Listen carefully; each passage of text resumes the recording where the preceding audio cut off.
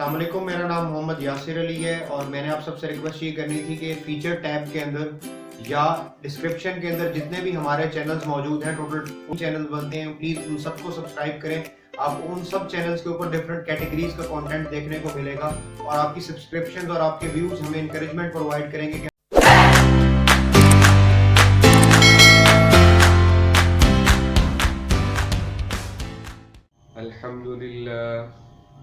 الحمد لله وكفى وسلام على عباده الذين اصطفى أما بعد فأعوذ بالله السميع العليم من الشيطان الرجيم بسم الله الرحمن الرحيم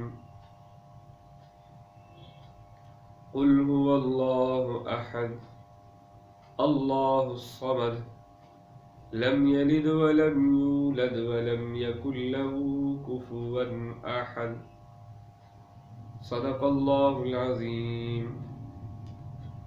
قرآن مجید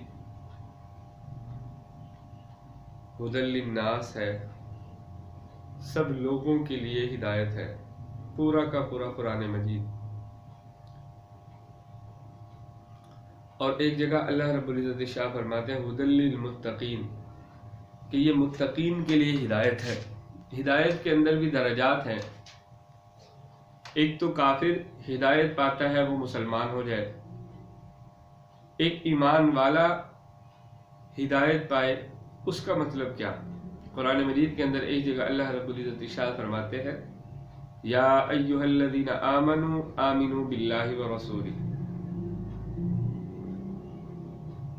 اے ایمان والو ایمان لاؤ اللہ اور اس کے رسول پر۔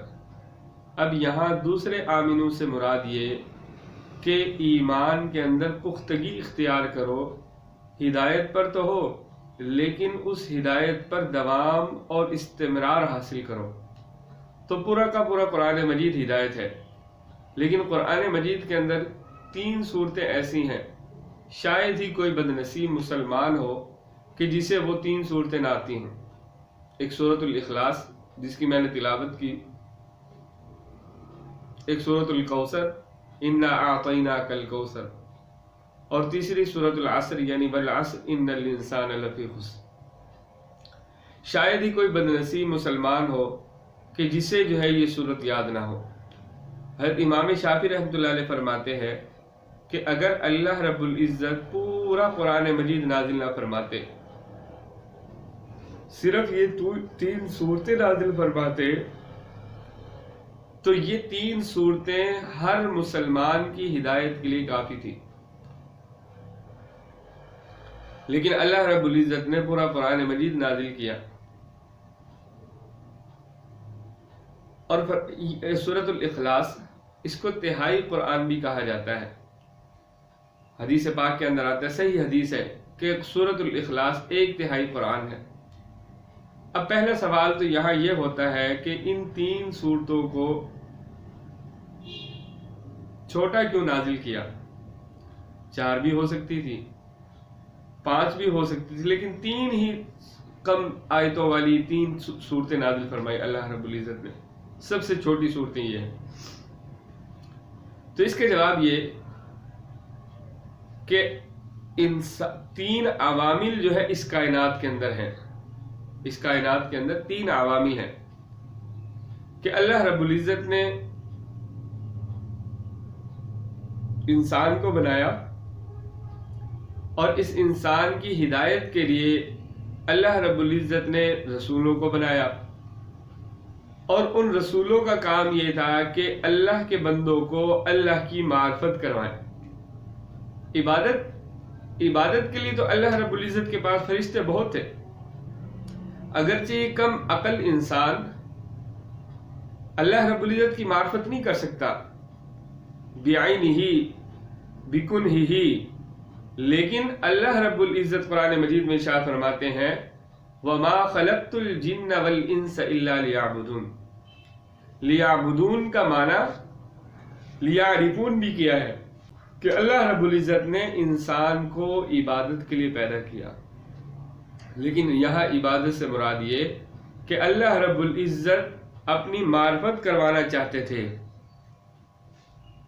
پہچان کروانا چاہتے تھے، تو اس پہچان کروانے کے لیے جو واسطہ بنے وہ انسانوں میں سے ہی اللہ رب العزت نے رسولوں کو بھیجا، کہ رسول بندوں کو اللہ کی معرفت، اللہ کے قریب کرتے تھے۔ تو 3 عوامل ہوئے، ایک اللہ، ایک رسول اور ایک انسان۔ تو اللہ رب العزت نے اپنا تعارف سورۃ الاخلاص کے اندر کروا دیا۔ رسول، رسالت کا تعلق اللہ رب العزت نے جو ہمارے رسول محمد صلی اللہ علیہ وسلم ہے ان کا تعارف، ان کے بارے میں اللہ رب العزت نے سورۃ الکوثر کے اندر بیان فرما دیا کہ وہ کتنی بڑی ذات ہے۔ اِنَّا أَعْطَيْنَاكَ الْكَوْثَرَ، کہ ہم نے ان کو کوثر عطا فرمایا۔ اور انسان، وہ فرمایا اِنَّ الْإِنسَانَ لَفِي خُسْرٍ، کہ انسان خسارے میں ہے۔ لیکن وہ انسان کہ جو اللہ کی طرف چلا جائے، رسول کے احکامات کو مان لے، یعنی ایمان اور عمل والی زندگی لے آئے، وہ انسان خسارے میں نہیں۔ تو کائنات کے اندر یہ 3 عوامل تھے، رب تعالی، رسالت اور انسان۔ اس لیے تینوں صورتوں کے اندر تینوں عوامل کا اللہ رب العزت نے تذکرہ فرما دیا۔ اب دوسرا سوال یہ کہ اللہ رب العزت کے محبوب آقا علیہ الصلوۃ والسلام نے فرمایا کہ سورۃ الاخلاص جو ہے وہ 1/3 قرآن مجید ہے۔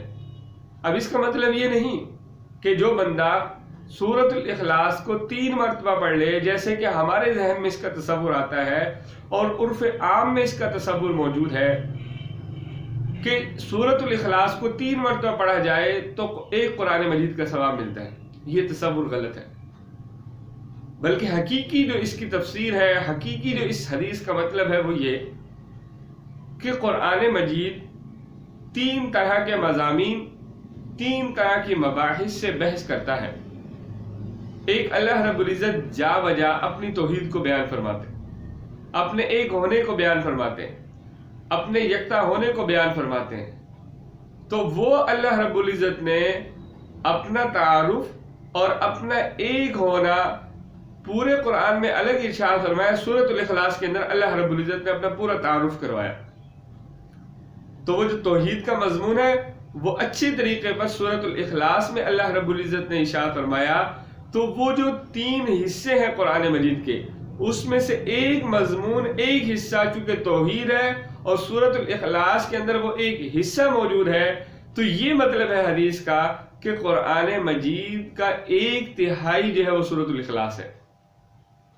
اب باقی 2 یعنی رسالت، دوسرا جو مضمون، دوسری جو بحث اللہ رب العزت قرآن مجید میں زیادہ فرماتے ہیں رسالت۔ کبھی آپ علیہ الصلوۃ والسلام کو تسلی ہے، کبھی ماقبل انبیاء علیہ الصلوۃ والسلام کی رسالت کے تذکرے ہیں، کبھی رسالت کو ثابت کرنے کے اللہ رب العزت خارجی دلائل دیتے ہیں، عقلی دلائل دیتے ہیں۔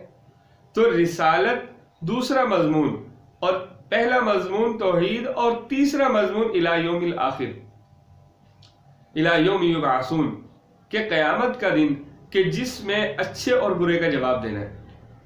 ایک اور حدیث کے اندر آتا ہے، فرمایا کہ اذا زلزلت الارض زلزالہا، یہ قرآن مجید کا نصف ہے۔ جیسے اس کو 1/3 کہا، سورۃ الزلزال کو ایک نصف کہا، تو اب اس کے نصف ہونے کا مطلب کیا؟ نصف ہونے کا مطلب یہ کہ زندگی 2 ہیں، ایک دنیا کی زندگی اور ایک آخرت کی زندگی۔ سورۃ الزلزال کے اندر آخرت کی زندگی اللہ رب العزت نے بڑے اچھے طریقے پر بیان فرمائی۔ تو اس طرح وہ قرآن مجید کا نصف ہوا کہ دنیاوی زندگی الگ طور پر اور اخروی زندگی کا کمال طریقہ سورۃ اذا زلزلت کے اندر ہے۔ تو اسی طرح سورۃ الکافرون کے بارے میں بھی ہے کہ اسے 1/4 کہا گیا۔ تو بہرحال تو یہاں اس حدیث کا مطلب یہ ہے کہ سورۃ الاخلاص 1/3 ہے۔ اس کا مطلب یہ نہیں کہ جس بندے نے 3 مرتبہ سورۃ الاخلاص پڑھ لی اس کو پورے قرآن کا ثواب ملے گا۔ اب سب سے پہلی سورۃ الاخلاص جو سب سے چھوٹی سورت ہے، اس کا نزول کی وجہ کیا تھی؟ مشرکین مکہ نے سوال کیا، النسب لنا ربک، کہ آپ ہمارے لیے اپنے رب کا نسب بیان فرمائیں گے؟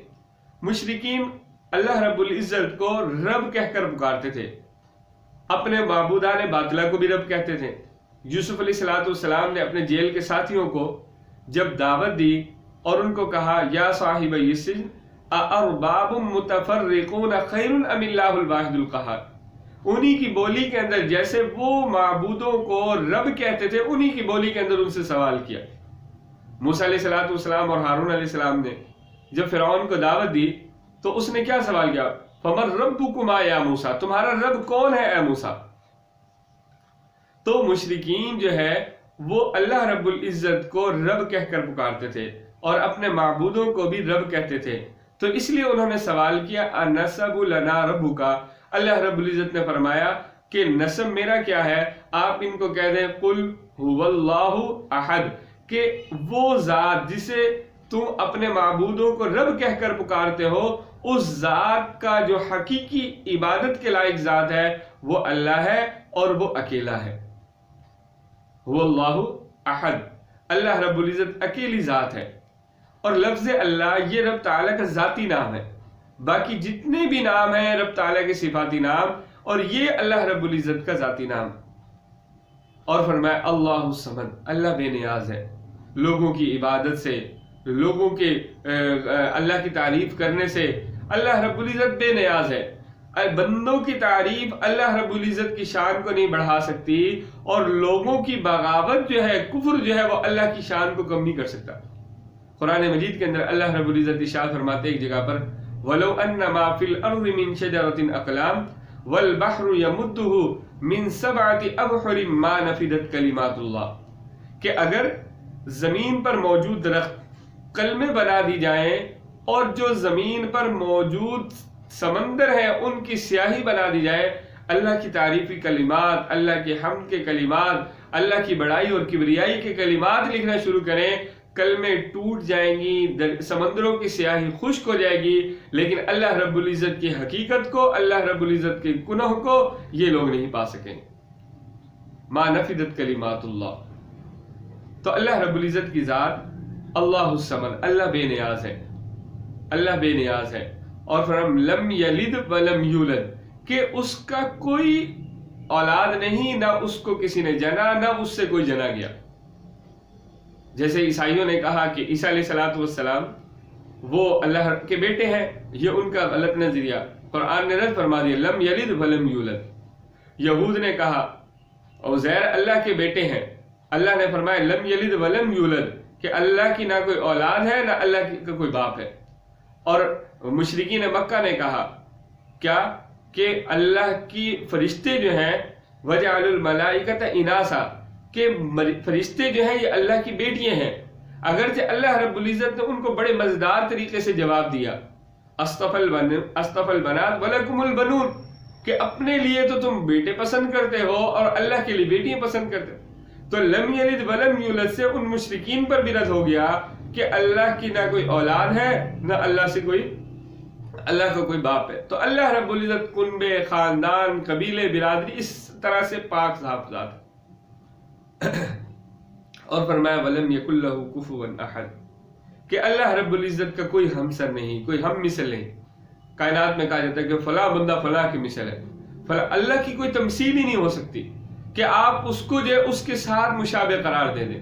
اللہ رب العزت جسم سے پاک ہے، اللہ رب العزت جہت سے پاک ہے، اللہ رب العزت حیت سے پاک ہے، اللہ رب العزت مکان سے پاک ہے، اللہ رب العزت جو ہے جسم کی اندر جو خون دوڑتا ہے ان سب چیزوں سے منزہ اور مبرہ ہے۔